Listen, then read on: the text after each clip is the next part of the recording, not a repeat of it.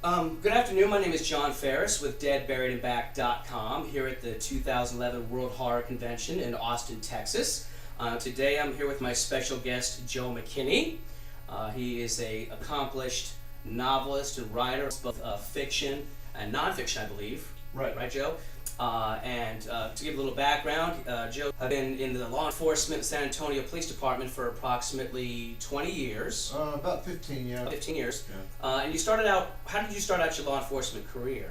Well, everybody starts out the same way as a patrolman, working the streets. You're in a patrol car making calls. After a short while, you begin to find your specialty, wherever it is that interests you about the department. And one of the neat things about the law enforcement career is that there's so many avenues for specialization. I found early that I was interested in traffic.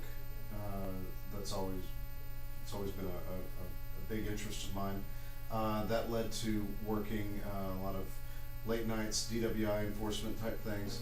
Mm-hmm. From there, I was given some opportunities to work with the emergency management division of our department, and that's where I got into disaster mitigation, which has turned into one of my career-long passions. I love disaster mitigation. And obviously your novels, the latest ones that you have been doing with the Dead World series, has come from your background, and obviously it plays a big important part in your novels. Right. Uh-oh. The training that I got working in that capacity was it has such a potential to come across on the page, and I found it irresistible.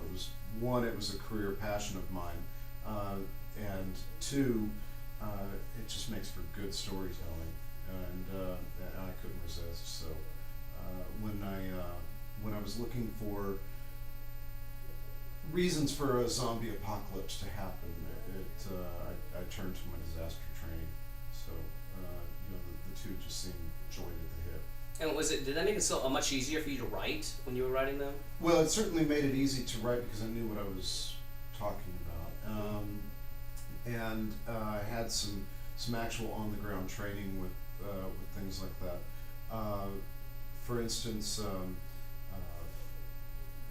working with evacuees from Katrina, from Ike and Rita in Houston the next year. When you're actually on the ground working with people like that, you can't buy that kind of verisimilitude just through. Gosh, I wonder what that would be like. Actually seeing it happen is there's no other way to do that. So. That's awesome that they're able to do that. I think that gives your novels a lot of reality. Joe, I'm going to turn back the clock a little bit. Okay. If you can remember, what was the first story that you ever had published?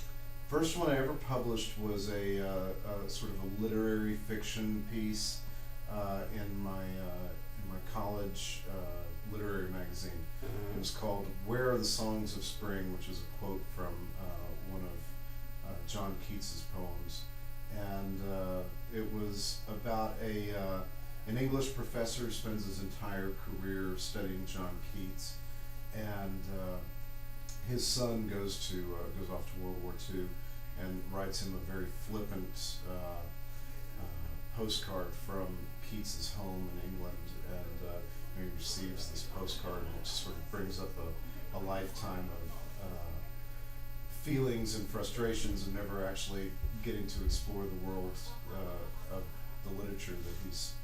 So there was some personal desires to go and explore. I've been reading English literature all my life, and wanting to do that. But while the idea had some personal appeal to me, the story was god awful, and it didn't.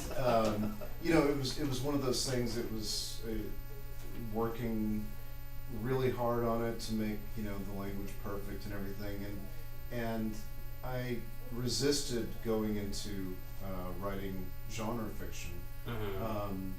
I'd always written stories, just knocked around writing stories, but never had any intention of doing anything with them. And it wasn't until I I grew up reading horror. I love horror. I don't understand why I'm not writing horror, so I'll just sit down and do it. And once I did, it was like all the pieces fell into place. Everything clicked, and next thing you know, I was. This is fun. This is great, and the stories are pouring out. So yeah. That's kind of what I was going to. I guess my next question is what got you, or who inspired you? Who got you into the horror genre, where you go, hey, I really enjoy this. I like this. I can see a future with this, and Any horror writer working today, if they tell you that Stephen King was not a major part of their education as a horror writer, they are full of it. King is the man. I've heard people quote, I've heard a quote. I think maybe it was Jonathan Mayberry who said this, but King got to the buffet first and ate all the jumbo shrimp, and that's true. The guy. He did, and someone said last, I think it was Thursday here at the convention, that King didn't invent horror fiction, but he certainly invented commercial horror fiction and made it possible for everyone else who does this job to do it. So, props to the man. There's probably not another writer who is more aptly named, because he's the man. But beyond that, Charles Beaumont and especially Algernon Blackwood has been huge, and I absolutely love that man's writing. A lot of older writers, surprisingly. But of course, I love the Twilight Zone growing up. That was another huge influence. Charles Beaumont, obviously, from that. But also Richard Matheson, another huge influence. So, I mean, I could go on, but it just becomes sort of a pantheon of horror's past masters. But I think probably King I would have to put the most blame on for me turning out as a horror writer. I'm sure he'd appreciate that. Whether I've learned the lessons that I tried to take away from him or not is my own fault and not his, obviously. But there were times I remember in college and late high school sitting down with Stephen King novels and actually copying out longhand and studying, how did he do this? How does he develop pacing here? And why does this dialogue just sing? I that was my sort of way of learning. I didn't go to Clarion or Borderlands Boot Camp or any of the MFA programs. I didn't have the benefit of that. My academic training in writing is I have a master's in English literature, and so I was taught to write as an academic, not as a fiction writer, and which makes nonfiction a lot of fun.